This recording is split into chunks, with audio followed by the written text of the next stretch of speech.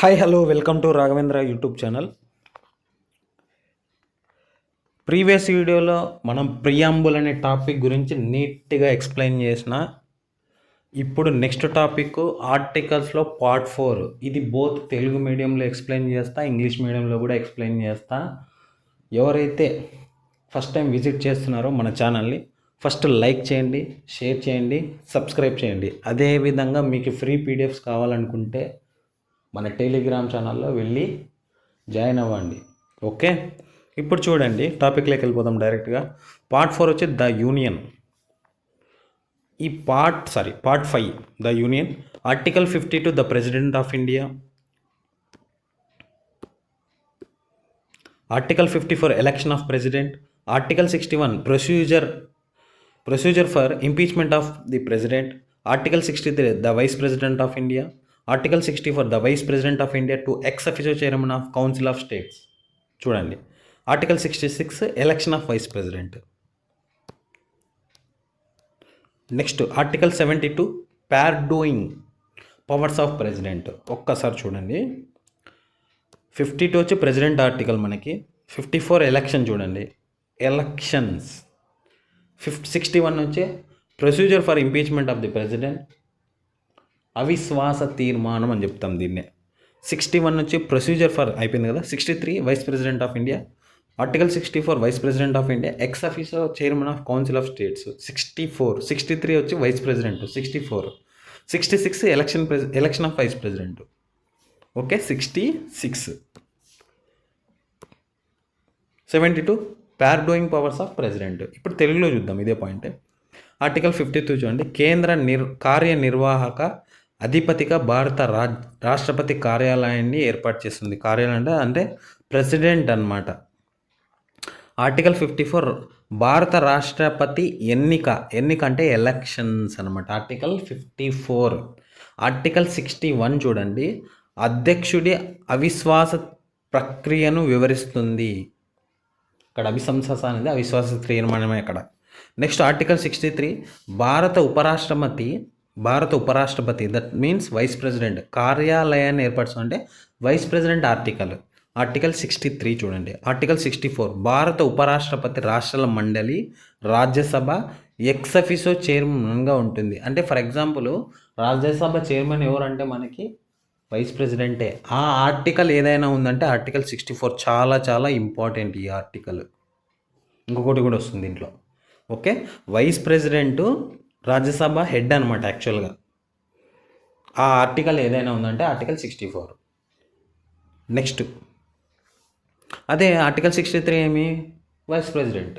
Article 64 Rajya Sabha హెడ్గా వ్యవహరించేదాన్ని vice president article. ఓకేనా, హెడ్గా ఉంటాడు కదా. ఆర్టికల్ 66 ఉపరాష్ట్రపతి ఎన్నిక అంటే వైస్ ప్రెసిడెంట్ ఎలక్షన్స్ అనమాట. నెక్స్ట్ ఆర్టికల్ 72 చూడండి, ఈ పాయింట్ చాలా చాలా ఇంపార్టెంట్. ఒక్కసారి చూడండి, భారత రాష్ట్రపతికి క్షమాపణలు. మీరు వింటూ ఉంటారు న్యూస్లో పదే చాలాసార్లు వింటారు.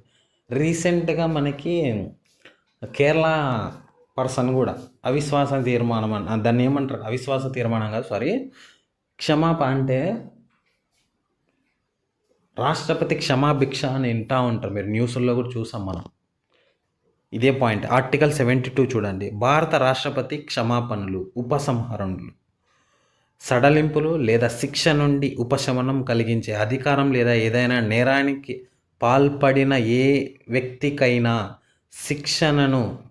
శిక్షను నిలిపివేయడానికి, తగ్గించడానికి లేదా అధికారం ఇస్తుంది. చాలా చాలా ఇంపార్టెంట్ పాయింట్ చూడండి. ఆర్టికల్ 72 ఏమి భారత రాష్ట్రపతి క్షమాపణలు అంటాం దాన్ని. ఎవరైనా క్రైమ్ చేసి రాష్ట్రపతికి క్షమాభిక్ష అని వింటూ ఉంటాం మనము. ఓకే, నెక్స్ట్ ఏదైనా నేరానికి పాల్పడిన వ్యక్తి శిక్షను నిలిపివేయడానికి, తగ్గించడానికి ఈ అధికారం. ఏ ఆర్టికల్ అది? ఆర్టికల్ 72 చూడండి, చాలా చాలా ఇంపార్టెంట్. నెక్స్ట్ ఆర్టికల్ 66 ఉపరాష్ట్రపతి ఎలక్షన్ అంటే vice president elections. Next article 64 ఏమి రాజ్యసభ హెడ్గా వ్యవహరించేదే ఆర్టికల్ 64. ఆర్టికల్ 63 ఏమి భారత ఉపరాష్ట్రపతి అంటే వైస్ ప్రెసిడెంట్ ఆర్టికల్ ఏది? ఆర్టికల్ 63. ప్రెసిడెంట్ ఆర్టికల్ ఏమి? 52. అదే ఎలక్షన్స్ అయితే ప్రెసిడెంట్ ఎలక్షన్స్ ఏది? ప్రెసిడెంట్ ఎలక్షన్స్ ఏది? 54. నెక్స్ట్ ఆర్టికల్ 61 ఏది? అవిశ్వాస ప్రక్రియ అంటే ఇంపీచ్మెంట్ ప్రాసెస్ అనమాట. ఆర్టికల్ 61 ఇది కూడా ఇంపార్టెంట్. నెక్స్ట్ ఫైనల్ చూడండి, ఆర్టికల్ 74 చూడండి. ప్రధానమంత్రి నేతృత్వంలోని మంత్రిమండలి రాష్ట్రపతికి సహాయం మరియు సలహా ఇవ్వడంలో పాత్రను పేర్కొంటుంది. చూడండి, ఈ పాయింట్ చాలా చాలా ఇంపార్టెంట్. అంటే మనము రీసెంట్గా ఎలక్షన్ జరిగాయి కదా లాస్ట్ ఇయర్. మన ప్రైమ్ మినిస్టరు ప్రెసిడెంట్కి చెప్తానమాట.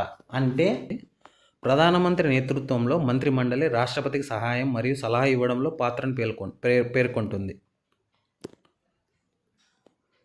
ఆర్టికల్ 76 ప్రభుత్వానికి ప్రధాన న్యాయ సలహాదారుగా పనిచేసే భారత అటార్నీ జనరల్ కార్యాలయాన్ని, అంటే అటార్నీ జనరల్ ఆర్టికల్ ఏదంటే 76 చూడండి. ఇక్కడ ఆర్టికల్ 74 నుంచి ఒకసారి చెప్తాను చూడండి నీట్గా. ఇప్పుడు మనకి రైల్వే మినిస్టర్ ఉన్నాడు, ఫైనాన్స్ మినిస్టర్ ఉన్నాడు, next Airways, next home affairs, ఇవన్నీ ఉన్నాయి కదా, roads and transport minister, next highways minister, వీళ్ళందరూ ఉన్నారు కదా. వీళ్ళందరితో వీళ్ళు మా మంత్రి మండలి మొత్తం మా వాళ్ళే. రాష్ట్రపతికి చెప్పేది ఏదైనా సలహా ఇవ్వదు ఎవరు అంటే ఆర్టికల్ 74లో చెప్తారు చూడండి ఈ పాయింట్. ఓకే, ప్రైమ్ మినిస్టరు ప్రెసిడెంట్కి కన్వే చేయడం, దట్ మీన్స్ చెప్పడం. ఓకేనా. నెక్స్ట్ ఆర్టికల్ 76 ప్రభుత్వానికి ప్రధాన న్యాయ సలహాదారునిగా పనిచేసే భారత అటార్నీ జనరల్ కార్యాలయాన్ని వివరిస్తుంది. ఇందాక చూడండి, దీంట్లో ఇక్కడ తెలుగులో లేవు, ఇక్కడ ఇంగ్లీష్లో లేవు, తెలుగులో చెప్పేశాను అనమాట. Article 76 attorney general of India చూడండి. Article 76 attorney general of India. 79 constitution of the parliament. Article 80 composition of Rajya Sabha. Article 81 composition of Lok Sabha. Article 83 duration of houses of parliament. Article 86 right of president to address send message to houses. అంటే president ఇది నేను మళ్ళీ లోక్సభ రాజ్యసభ చెప్పేటప్పుడు full ఇంకా నీట్గా explain చేస్తాను అనమాట. ఇది రఫ్గా చెప్దాం ఇక్కడ. Right of president to address the sent message houses both houses, అది లోక్సభ కావచ్చు రాజ్యసభ కావచ్చు. Article 87 special address by the president. Article 88 rights of ministers and attorney general as respects houses. చూడండి, 88 కూడా చాలా చాలా ఇంపార్టెంట్. ఇది తెలుగులో కూడా డిస్కస్ చేస్తాను, ఒక్కసారి చూడండి. ఆర్టికల్ 76 చెప్పాను కదా, భారత అటార్నీ జనరల్ అనమాట. ఆర్టికల్ 76 అటార్నీ జనరల్ ఆర్టికల్ ఏది? 76. ఆర్టికల్ 79 పార్లమెంట్ రాజ్యాంగానికి సంబంధించింది. 79 పార్లమెంట్ ఆర్టికల్ ఏది? 79 చూడండి. ఆర్టికల్ 80 రాజ్యసభ రాష్ట్ర మండలి కూర్పుని నిర్దేశిస్తుంది. ఆర్టికల్ 80. నెక్స్ట్ రాజ్యసభ ఆర్టికల్ ఏది? 80 చూడండి. లోక్సభ ఆర్టికల్ 81 చూడండి. Rajya Sabha article 80, Lok Sabha article 81. 83 parliament సభ్యుల వ్యవధిని అంటే దట్ మీన్స్ కాలము, అంటే టర్మ్ పీరియడ్. సింపుల్. 83 ఏమి? Term period. పార్లమెంట్ సభల టర్మ్ పీరియడ్, సభ్యుల కాదు సభల, పార్లమెంట్ సభల వ్యవధిని. శీతాకాల సమావేశాలు, నెక్స్ట్ వేసవికాల సమావేశాలను మీరు వినింటారు, అదే అనమాట ఈ ఆర్టికల్స్. 83. 86 చూడండి. ఆర్టికల్ 86 సభలను ఉద్దేశించి ప్రసంగానికి మరియు సందేహాలను పంపడానికి రాష్ట్రపతి హక్కును నిర్వహిస్తుంది. సభలను ఉద్దేశించి చూడండి, అది లోక్సభ కావచ్చు రాజ్యసభ కావచ్చు, సందేశాలను పంపడానికి రాష్ట్రపతి హక్కును నిర్వహిస్తుంది. రాష్ట్రపతికి అంటే ప్రెసిడెంట్కి ఆ రైట్ ఉంటుందన్నమాట. ఆర్టికల్ 87 రాష్ట్రపతి ప్రత్యేక ప్రసంగానికి సంబంధించింది. చూడండి, రాష్ట్రపతి ఏదైనా మాట్లాడాలంటే ఆర్టికల్ ఏదైనా ఉందంటే ఆ ఆర్టికల్ 87. ఆర్టికల్ 88 చూడండి, సభలకు సంబంధించి మంత్రులు మరియు అటార్నీ జనరల్ హక్కులను కవర్ చేస్తుంది. Article 88 rights of ministers and attorney general as respects house. Next article 93 చూడండి. ఫైనలా ఇంకా ఉన్నాయి. ఓకే, చూడండి ఒక్కసారి.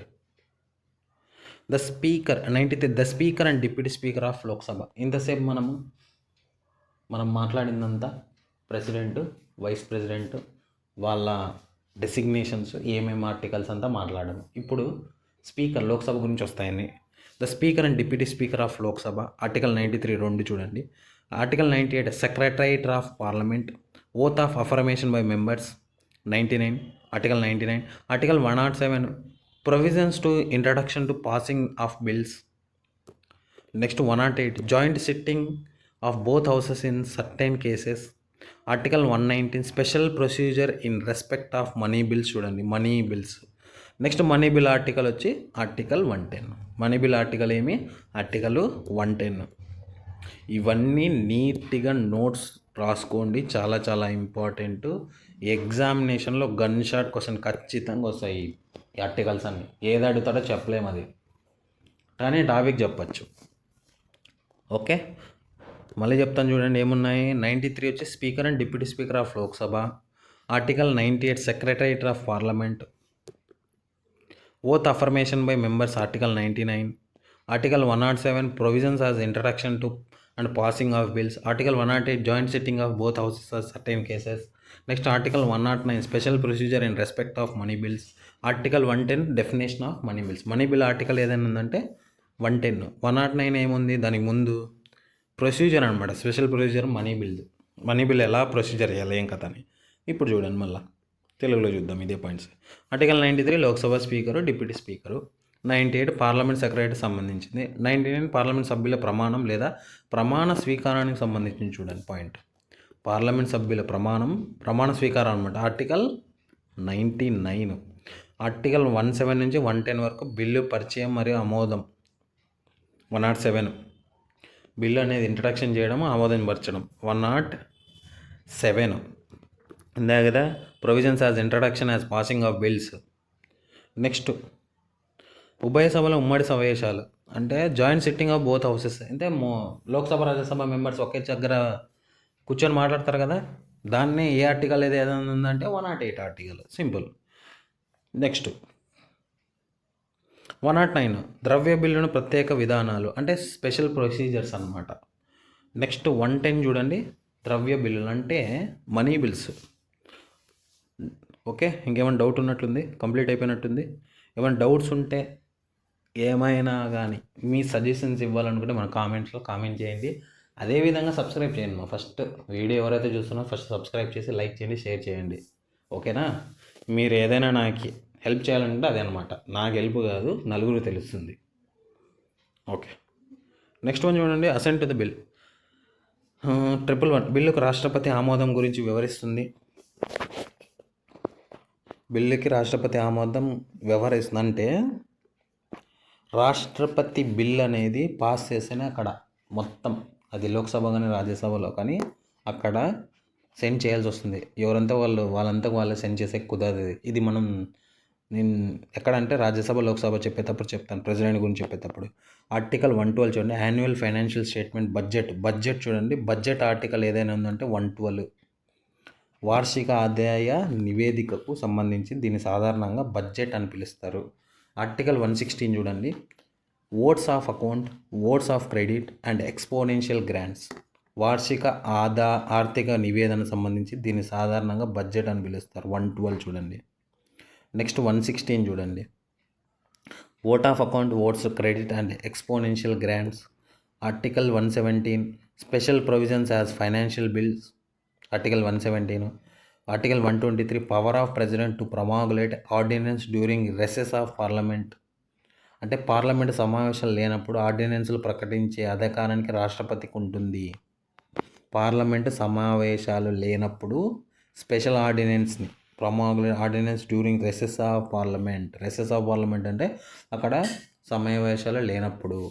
Next 124 establishment and construction of supreme court చూడండి, చాలా చాలా చాలా ఇంపార్టెంట్. సుప్రీం కోర్ట్ ఆర్టికల్ ఏదైనా ఉందంటే ఆర్టికల్ 124. ఇక్కడ 2 వచ్చాయి మనకి. సుప్రీంకోర్టు ఆర్టికల్ ఏది? 124. Okay, establishment construction of supreme court. అదే బడ్జెట్ ఆర్టికల్ ఏది? 112. మనీ బిల్ ఆర్టికల్ ఏది? 110. 3 వచ్చాయి. ఓకే, ఇవన్నీ ఇంపార్టెంట్ అడగట్లేదు కానీ తిక్క తిక్క వాడుతున్నాడు ఎగ్జాముల్లో, అది ఎన్టీపీసీకి కానీ స్టాఫ్ సెలెక్షన్ కమిషన్కి కానీ. ఇంకా ఫైనల్ ఆర్టికల్ చూద్దాము ఒక్కసారి. 137 review of judgement or orders by the supreme court. Article 137 ఏం చెప్తుందంటే ఇక్కడ సుప్రీంకోర్టు తన సొంత తీర్పులను లేదా ఆదేశాలను సమీక్షించుకునే అధికారాన్ని ఇస్తుందన్నమాట. ఏం చేస్తుంది? సుప్రీంకోర్టు తన సొంత తీర్పులను ఆదేశాలను సమీక్షించుకునే అధికారాన్ని ఇస్తుంది. Review of judgement orders by the supreme court article 137. Supreme court article ఏంది మరి? 124. 7 యాడ్ చేస్తే రివ్యూ ఆఫ్ జడ్జిమెంట్స్ అనమాట. 141 చూడండి.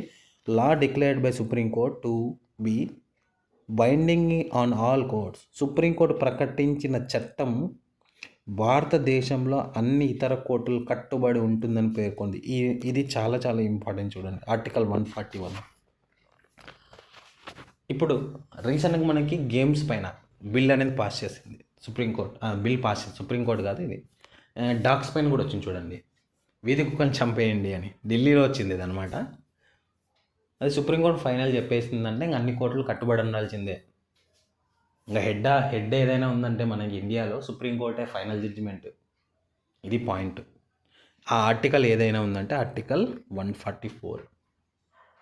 సుప్రీంకోర్టు ప్రకటించిన చట్టం అంటే law declared by supreme court to be binding on all courts అంటే ఇతర కోర్టులను కట్టుబడి ఉంటుంది అని పేర్కొంది. ఇతర కోర్టులు అంటే district courts, next high courts అన్నీ చెప్పింది. ఇంకా సుప్రీంకోర్టు ఏం చెప్తే అదే ఇంకా ఫైనల్ జడ్జిమెంట్ అనమాట.